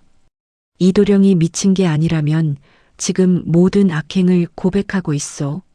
자네 차용증도 거짓이라고 했소. 석봉은 믿을 수가 없었습니다. 그 교만하고 악랄하던 이도령이 이렇게 무너질 수 있다니 말이지요. 이도령은 석봉을 보자 기어서 다가왔습니다. 석봉, 나를 용서해다오. 내가 너무나 큰 죄를 지었다. 내 차용증은 거짓이다. 우리 아버지가 내 도장을 훔쳐 문서를 만든 것이다. 석봉은 이도령을 내려다보았습니다. 분노가 치밀어 올랐지만 동시에 연민도 느껴졌습니다. 이토록 철저히 무너진 사람을 처음 보았기 때문이지요. 그럼 월영 낭자는 어찌 되었습니까? 석봉이 물었습니다. 이도령은 고개를 들었습니다. 월영 낭자는 별채에 계시오. 하지만 나는 그분을 건드리지 못했소. 아니, 건드릴 수가 없었소. 이도령의 눈빛에는 두려움이 서려 있었습니다. 그분은 보통 사람이 아니오. 그분이 내게 벌을 내렸소. 꿈속에서 내가 저지른 모든 악행을 직접 겪게 했소. 그 고통을, 그 두려움을, 그 절망을 모두 느끼게 했소. 석봉은 별채 쪽을 바라보았습니다. 월영이 문간에 서서 이쪽을 바라보고 있었습니다. 석봉과 눈이 마주치자 월영은 잔잔한 미소를 지었습니다. 바로 그때 관아의 관속들이 나타났습니다. 누군가 사또에게 달려가 이 소식을 전한 것이지요. 무슨 소란이냐? 관속의 우두머리가 큰 소리로 물었습니다. 마을 사람들이 일제히 이도령을 가리켰습니다. 이도령이 모든 악행을 자백하고 있소. 이판서 부자가 우리를 속였소. 관속들은 이도령을 붙잡았습니다. 내가 정말 그런 짓을 했단 말이냐? 이도령은 고개를 끄덕였습니다. 그렇습니다. 저와 제 아버지가 온갖 악행을 저질렀습니다. 모두 관아에 가서 밝히겠습니다. 이판서가 사랑채에서 뛰쳐나왔습니다.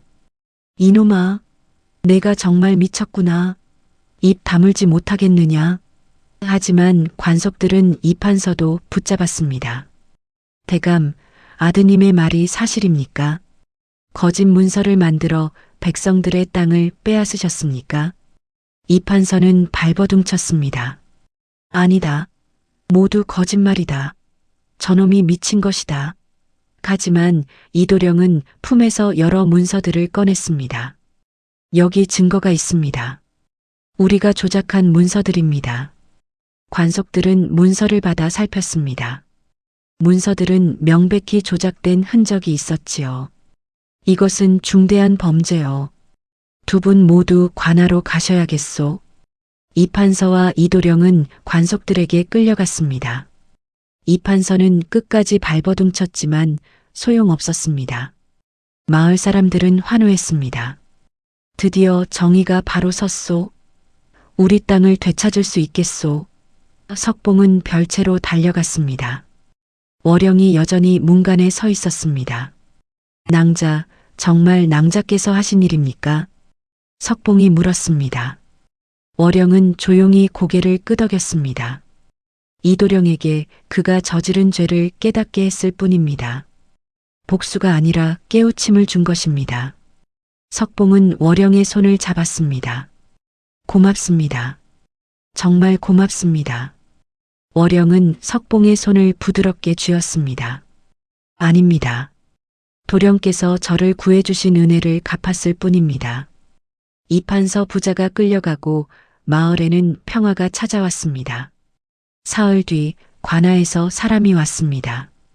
이판서 부자의 모든 재산을 몰수하고 그들이 빼앗은 땅은 원래 주인들에게 돌려준다는 소식이었지요.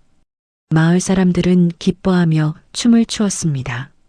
석봉도 아버지의 땅 문서를 되찾았습니다.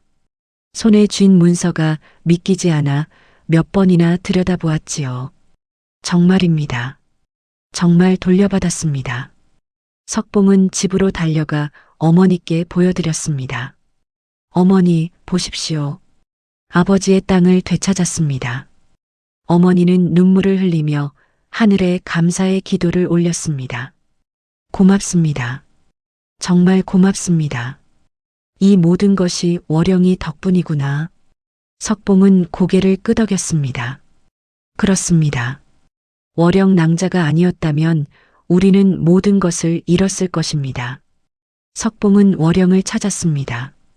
월영은 뒷마당에서 꽃을 바라보고 있었습니다. 석봉이 다가가자 월영은 돌아보며 미소 지었습니다. 도령, 좋은 소식을 들었습니다. 축하드립니다. 석봉은 월영 앞에 무릎을 꿇었습니다. 낭자, 이 은혜를 어찌 갚아야 할지 모르겠습니다. 월영은 석봉을 일으켜 세웠습니다. 도령이야말로 제 목숨을 구해주셨지 않습니까? 서로 은혜를 주고받은 것뿐입니다. 석봉은 월영의 손을 잡았습니다. 낭자, 이제 저희 집에 계속 머무르십시오. 아니, 제 아내가 되어주십시오. 월영의 얼굴이 창백해졌습니다. 석봉은 진심이었습니다. 저는 낭자를 사랑합니다. 낭자가 누구든 무엇이든 상관없습니다. 평생 낭자를 지키고 싶습니다. 월영은 고개를 저었습니다. 눈가에 눈물이 맺혔습니다. 도령, 그럴 수 없습니다. 저는 도령과 함께할 수 없는 몸입니다. 석봉은 월영의 손을 더 꽉 쥐었습니다. 왜 그러십니까? 무엇이 문제입니까? 월영은 한참을 망설이다가 입을 열었습니다. 도령, 제 정체를 알고 계시지 않습니까? 진작에 눈치채셨을 텐데요.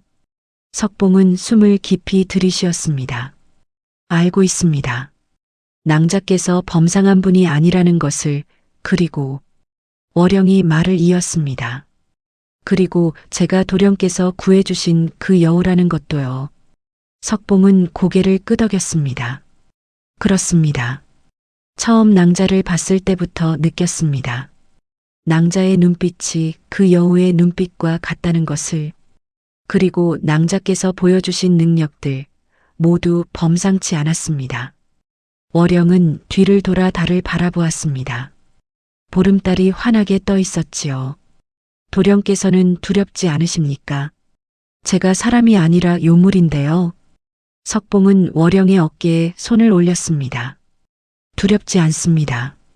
낭자는 저를 구해주셨고 제 어머니를 구해주셨으며 마을 전체를 구해주셨습니다. 그런 낭자를 어찌 두려워하겠습니까? 월영은 천천히 돌아섰습니다. 달빛을 받은 월영의 모습이 변하기 시작했습니다. 귀가 조금씩 뾰족해지고 눈동자가 황금빛으로 빛났습니다. 그리고 등 뒤로 희미하게 여러 개의 꼬리 그림자가 어른거렸습니다. 석봉은 숨을 죽였지만 물러서지 않았습니다. 저는 구미호입니다. 월영이 말했습니다. 300년을 수행하여 사람의 모습을 가질 수 있게 되었지요. 하지만 완전한 사람은 아닙니다. 달이 차오르면 제 본성이 드러나고 언젠가는 다시 여우로 돌아가야 합니다. 석봉은 고개를 저었습니다. 상관없습니다. 낭자가 무엇이든 저는 사랑합니다. 월영은 슬픈 미소를 지었습니다. 도령, 사람과 요물은 함께할 수 없습니다. 이것은 하늘의 이치입니다. 제가 도령 곁에 머물면 도령에게 해가 됩니다. 석봉은 항변하려 했지만 월영이 손을 들어 막았습니다. 그리고 마을 사람들이 제 정체를 알게 되면 또다시 두려워할 것입니다. 저는 도령께 평화로운 삶을 살아주셨으면 합니다. 석봉의 눈에서 눈물이 흘러내렸습니다. 그럼 낭자는 떠나신다는 말씀입니까? 월영은 천천히 고개를 끄덕였습니다. 그래야 합니다. 도령을 위해서, 그리고 저를 위해서. 석봉은 월영의 손을 놓지 않았습니다. 안 됩니다. 제가 낭자를 지키겠습니다. 마을 사람들이 뭐라 하든, 세상이 뭐라 하든 상관없습니다. 월영은 석봉의 뺨에 손을 갖다 댔습니다. 그 손길이 따뜻했지요. 도령의 마음은 정말 고맙습니다. 하지만 제게는 아직 이루지 못한 수행이 남아 있습니다. 진정한 사람이 되기 위해서는 100년을 더 수행해야 합니다. 석봉은 고개를 떨구었습니다. 그럼 100년을 기다리겠습니다. 월영은 쓸쓸하게 웃었습니다. 도령, 사람의 수명은 100년이 채 되지 않습니다. 도령께서 저를 기다리시다가 일생을 허비하실 수는 없습니다. 석봉은 월영을 바라보았습니다. 그래도 낭자를 기다리겠습니다. 평생이 걸리든 다음 생이 걸리든 낭자를 기다리겠습니다. 월영의 눈에서 눈물이 흘러내렸습니다. 투명한 눈물이 달빛에 반짝였지요. 도령, 왜 저 같은 요물에게 이토록 진심을 다하십니까? 석봉은 월영을 꼭 안았습니다. 낭자는 요물이 아닙니다.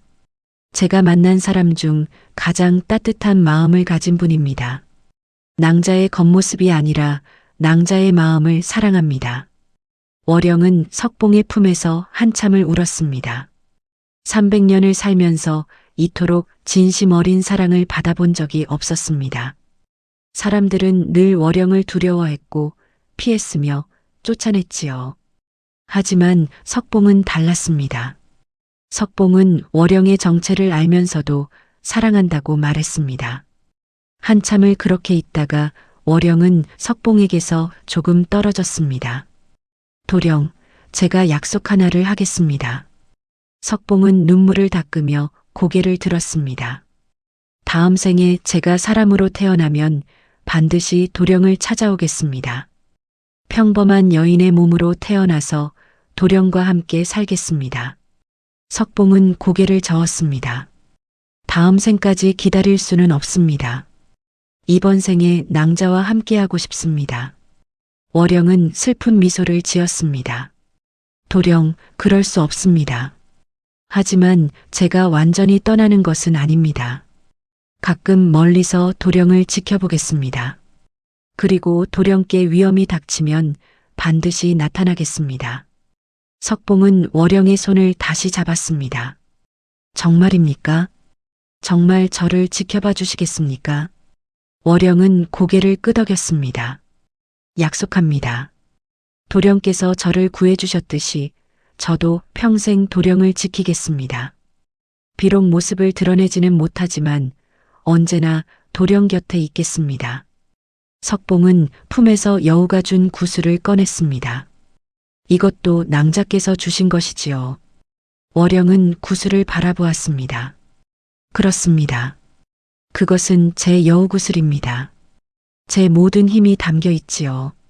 도령께 드린 것은 도령을 지키기 위함이었습니다. 그 구슬이 있으면 제가 도령의 위험을 감지할 수 있습니다. 석봉은 구슬을 꼭 쥐었습니다. 그럼 이것을 평생 간직하겠습니다. 낭자와의 약속으로. 월영은 석봉의 이마에 입을 맞추었습니다. 그 순간 따뜻한 기운이 석봉의 온몸으로 퍼졌습니다. 이것은 제 축복입니다. 도령께서 평생 건강하고 행복하시기를 빕니다. 석봉은 월영을 꼭 안았습니다. 낭자, 꼭 다시 만나야 합니다. 약속하십시오. 월영은 석봉의 등을 토닥였습니다. 약속합니다. 반드시 다시 만나겠습니다. 달이 구름 뒤로 숨었습니다. 바람이 불어왔고 월영의 옷자락이 펄럭였습니다. 월영은 석봉에게서 천천히 멀어졌습니다. 도령, 이제 안녕히 계십시오. 행복하게 사십시오. 석봉은 손을 뻗었지만 월영은 이미 멀리 있었습니다. 낭자, 석봉이 외쳤지만 월영은 뒤돌아보지 않았습니다. 월영은 뒷마당을 지나 숲으로 향했습니다. 석봉은 뒤따라 달려갔지만 월영의 걸음은 점점 빨라졌습니다. 마치 바람을 타고 가는 듯 했지요. 낭자, 기다리십시오. 석봉이 외쳤지만 월영은 멈추지 않았습니다. 숲속 깊은 곳, 달빛이 쏟아지는 빈터에 이르렀을 때 월영이 멈춰 섰습니다. 석봉도 그곳에 도착했습니다. 숨을 헐떡이며 월영을 바라보았지요. 월영은 천천히 뒤를 돌아보았습니다. 달빛 아래 그녀의 모습이 변하기 시작했습니다. 사람의 모습이 흐릿해지며 하얀 여우의 형상이 드러났습니다. 하지만 보통 여우가 아니었습니다. 등 뒤로 9개의 꼬리가 펼쳐졌고 온몸에서 은은한 빛이 흘러나왔지요. 석봉은 숨을 멈추고 그 모습을 바라보았습니다. 아름다웠습니다. 두렵기보다는 경이로웠습니다. 월영은, 아니 구미호는 석봉을 향해 고개를 숙였습니다. 마치 작별 인사를 하는 듯 했지요. 그리고 천천히 몸을 일으켰습니다. 도령, 마지막으로 한 가지만 말씀드리겠습니다. 여우의 입에서 월영의 목소리가 흘러나왔습니다. 도령께서 제게 보여주신 선함과 사랑, 평생 잊지 않겠습니다. 도령 덕분에 저는 사람의 마음이 무엇인지 배웠습니다. 진정한 사랑이 무엇인지 알게 되었습니다. 석봉은 눈물을 흘리며 고개를 끄덕였습니다. 저도 낭자를 평생 잊지 않겠습니다. 낭자는 제 인생에서 가장 소중한 사람입니다. 구미호의 눈에서도 눈물이 흘러내렸습니다. 투명한 눈물이 하얀 털을 타고 떨어졌지요. 도령, 좋은 사람을 만나 행복한 가정을 꾸리십시오. 그것이 저의 바람입니다. 석봉은 고개를 저었습니다. 아닙니다. 저는 낭자만을 기다리겠습니다. 다음 생에 다시 만날 그날까지. 구미호는 더 이상 말하지 않았습니다. 그저 석봉을 오래도록 바라보았습니다. 그 눈빛에는 사랑과 그리움, 그리고 슬픔이 가득했지요. 바람이 세차게 불어왔습니다. 구미호의 몸이 점점 투명해지기 시작했습니다. 달빛과 하나가 되어 사라져가는 것이었습니다. 낭자, 석봉이 달려갔지만 손에 잡히는 것은 없었습니다. 구미호는 이미 빛의 입자가 되어 흩어지고 있었습니다. 마지막 순간 석봉은 월영의 목소리를 들었습니다. 사랑합니다, 도령. 다음 생에 꼭 다시 만나요. 그리고 모든 빛이 사라졌습니다. 석봉은 빈 숲속에 홀로 서 있었습니다. 달빛만이 쏟아지는 빈터, 그곳에는 아무도 없었습니다. 석봉은 그 자리에 주저앉아 한참을 울었습니다. 가슴이 찢어지는 듯했고 숨을 쉴 수가 없었습니다. 하지만 동시에 가슴 한편에는 따뜻함이 남아 있었습니다. 월영과 함께한 시간들, 그녀가 보여준 사랑과 희생이 석봉의 마음속에 영원히 새겨진 것이지요. 석봉은 품속의 여우 구슬을 꺼냈습니다. 구슬은 여전히 따뜻하게 빛나고 있었습니다. 마치 월영이 아직 곁에 있다는 듯이 말이지요. 석봉은 구슬을 꼭 쥐고 하늘을 올려다보았습니다. 낭자, 약속을 지켜주십시오. 다음 생에 꼭 다시 만납시다. 그날 이후 석봉은 홀로 살았습니다. 주변 사람들이 혼처를 권했지만 석봉은 모두 거절했습니다. 이미 제 마음에는 한 사람이 있습니다라고만 말했지요. 석봉은 매일 산에 올라 약초를 캤고 어머니를 정성껏 모셨으며 마을 사람들을 도우며 살았습니다. 그리고 매달 보름이 되면 뒷산 그 빈터로 올라가 달을 바라보곤 했습니다. 신기한 일이 일어났습니다. 석봉의 집 문 앞에는 매달 보름마다 귀한 약초들이 놓여 있었습니다. 아무도 모르게 누군가 갖다 놓는 것이었지요. 석봉은 그 약초들로 마을 사람들의 병을 고쳐주었고 가난한 이들을 도왔습니다. 마을 사람들은 석봉을 성인처럼 존경했습니다. 세월이 흘러 석봉은 백발이 성성한 노인이 되었습니다. 어머니는 오래전에 편안히 세상을 떠나셨고 석봉은 여전히 홀로 살았습니다. 어느 겨울날 석봉은 병이 들어 자리에 누웠습니다. 이제 오래 살지 못할 것 같았습니다. 석봉은 품속에 여우구슬을 꺼내 들었습니다. 구슬은 여전히 따뜻했습니다.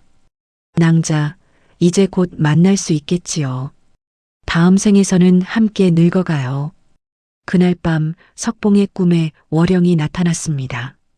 젊고 아름다운 모습 그대로였지요. 도령, 오래 기다리셨습니다. 이제 함께 가요. 석봉은 미소 지으며 월영의 손을 잡았습니다. 그리고 편안히 눈을 감았습니다. 마을 사람들은 석봉이 평화롭게 세상을 떠났다고 전했습니다. 그리고 묘한 이야기가 전해졌지요. 석봉이 돌아가신 날 밤, 누군가 뒷산에서 아름다운 여인과 석봉이 함께 걸어가는 것을 봤다고 말입니다. 그 뒤로 마을에는 이런 이야기가 전해졌습니다. 은혜는 반드시 갚아지고 진정한 사랑은 생을 넘어선다고 말이지요. 여러분, 오늘 이야기가 재미있으셨나요? 구미호 월영과 약초꾼 석봉의 애틋한 사랑 이야기, 그리고 악행에는 반드시 대가가 따른다는 교훈을 전해드렸습니다. 이 이야기가 마음에 드셨다면 좋아요를 눌러주시고 구독 버튼도 꼭 눌러주시기 바랍니다. 다음에도 더 재미있는 옛날 이야기로 찾아뵙겠습니다. 고맙습니다.